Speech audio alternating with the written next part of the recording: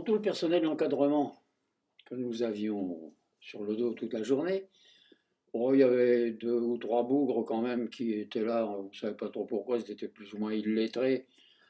Et puis, ça n'était pas les plus méchants, mais enfin, ils étaient bêtes et méchants comme les autres. Mais il y en avait trois qui étaient vraiment des saloperies, dont un qui, lui, était un sadique. C'est lui qui il avait inventé, alors qu'il avait un groupe qui était chargé de casser les cailloux pour remplir les routes.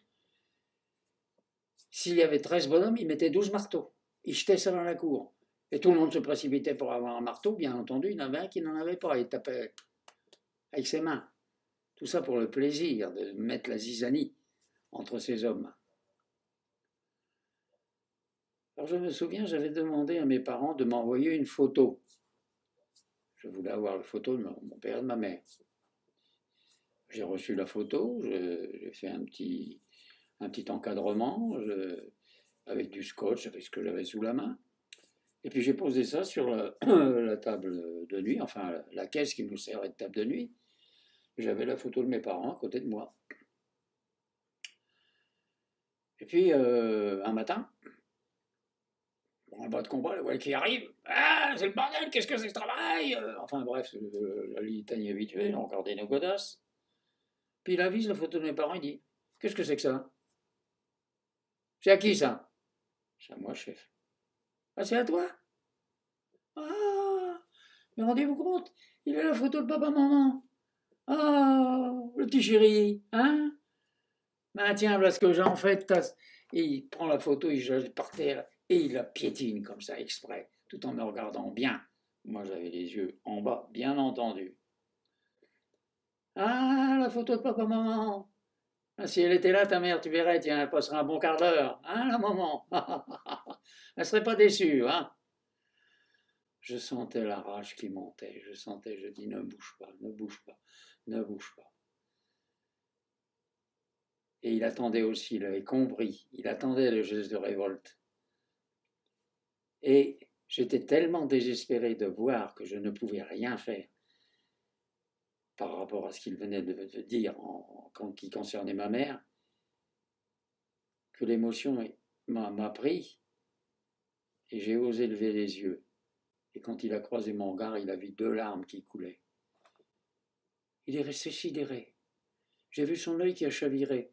Il était ailleurs. Il s'attendait à tout, mais pas à ça. Alors il a commencé à gueuler, il a essayé de dévier le... Qui c'est le chef de chambre ici? C'est moi, chef. Ah ouais, c'est toi. Bon, je dois dire que la chambre, elle est toujours nickel. Enfin, il y a d'autres choses. On va revenir là-dessus. Mais le ton n'y était plus. J'avais percé la cuirasse sans le vouloir. Parce que des réactions comme celle-là, il ne pouvait pas s'imaginer que ça puisse exister dans sa bêtise. Alors je me suis dit, parce qu'il est revenu à la charge de temps en temps, il cherchait le contact, il cherchait, je restais toujours avec... Et je me suis dit, je vais le travailler au corps, tranquillement, jusqu'à ce qu'il vienne me manger dans la main. Je n'ai pas eu à le faire, parce qu'un matin, contre toute attente, dans le poste de Tanuel, là, il est tombé deux obus de mortier. Un qui a fait des dégâts mineurs, et puis un deuxième qui a tué le sergent. Fini, mort. Jamais je n'ai vu une joie déferler comme ça dans le cantonnement. Il est mort, tout le monde rayonnait. Il est mort, il est mort. Oh! Comme quoi, on est aussi mauvais que les autres, peut-être, mais les tortionnaires ne devraient pas exister. Et puis, le lendemain matin, les infirmiers sont venus pour chercher le corps, pour l'amener à la morgue. Puis ils nous ont dit, qu'est-ce que c'est que ce travail là? Mais vous l'avez lavé comme des cochons, là. Ça dégouline de flotte partout, là.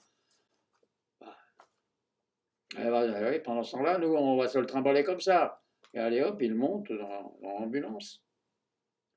Ce qu'ils ne savaient pas, c'est qu'on ne l'avait pas lavé. Pendant la nuit, tout le monde était venu pisser sur lui.